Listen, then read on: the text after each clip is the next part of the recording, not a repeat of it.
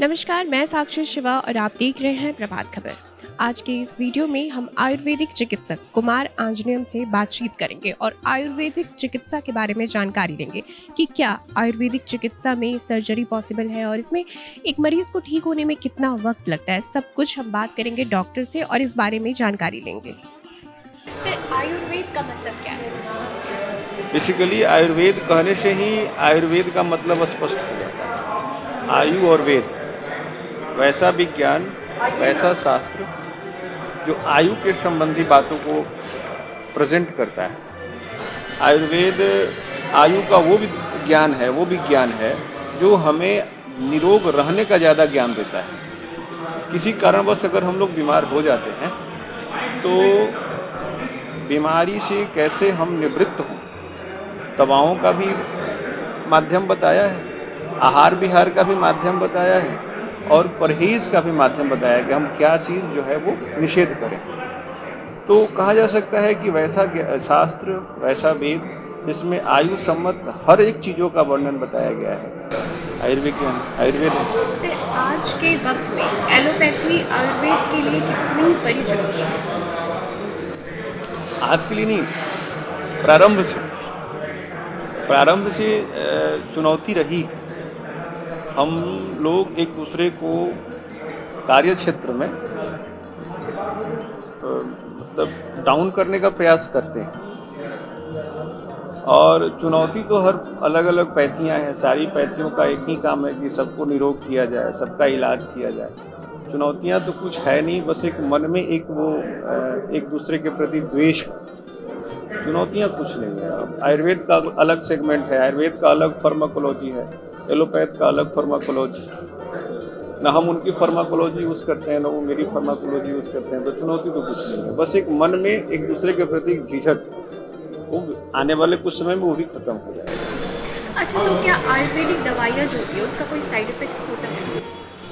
ऐसे अगर देखा जाए तो आयुर्वेदिक दवाओं का कोई साइड इफेक्ट नहीं, बट अगर हम प्रीमियम क्वालिटी की दवा का इस्तेमाल नहीं करते हैं, स्पेशली भस्म की बात कर रहे हैं, क्योंकि हम लोगों की पैथी में भस्म का इस्तेमाल किया जाता है। वो स्वर्ण भस्म हो, हीरक भस्म हो, चांदी हो, ताम्र हो, सबका हम लोग प्रयोग करते हैं। तो अगर प्रीमियम क्वालिटी का उसका शोधन नहीं हुआ है, जो हमारा शास्त्र में वर्णन है, अगर उसका वर्णन उस तरह से नहीं बनाया गया है उस दवा को, तो वहाँ प्रॉब्लम क्रिएट कर सकता है।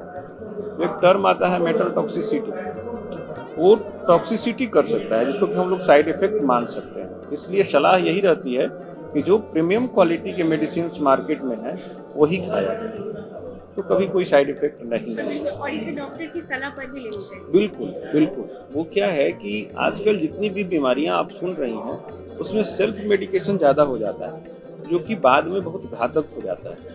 बीमारियों का इतना कम समय में इमरजेंसी हो जाने का सबसे बड़ा रीज़न ये है सेल्फ मेडिकेशन। हम गए दुकान से कोई दवा खरीदा, खा लिया, ये चीज़ गलत है, नहीं करना चाहिए।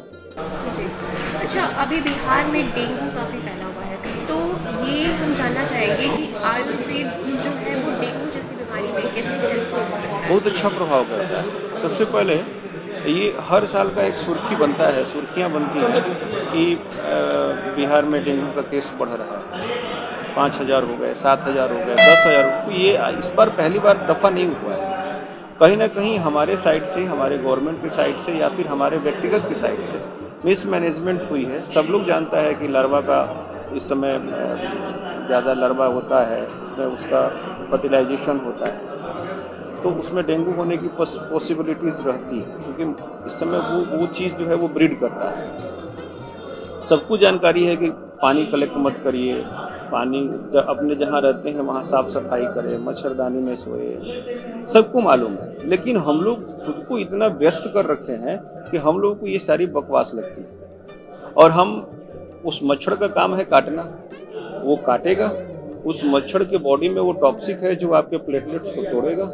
ये कोई अप्राकृतिक नहीं हो रही, बट अप्राकृतिक क्या हो रहा है कि मैंने सेल्फ अपने आप को वो उसके लिए रेडी नहीं रखा था कि हाँ इस बार मैं डेंगू में ठीक ठाक रहूँगा, ये जो संक्रमण काल चलेगा इस काल में मुझे डेंगू नहीं होगा।